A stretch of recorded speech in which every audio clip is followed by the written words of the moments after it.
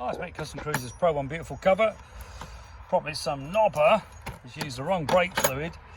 So luckily Nick's got this super duper Amazon tool to get them out, which does work. Now we've pulled the piston out. Now, can you see the damage to these seals? This is the remains of part of them as well.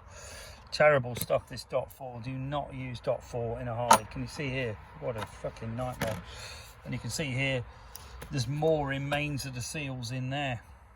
Okay, DOT3, 4, 5.1 are not silicon. Okay, DOT5 is, but now there's this new scam where a lot of Harley people are making a mistake of buying 5.1 because you'd think a 5.1 is an improved 5, which technically it normally is, but in a 5.1 case it is DOT3 or DOT4.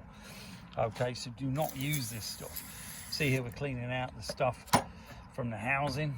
And we've obviously got to flush all the lines. We've rebuilt the master cylinders. CustomCruisers.com. Thank you.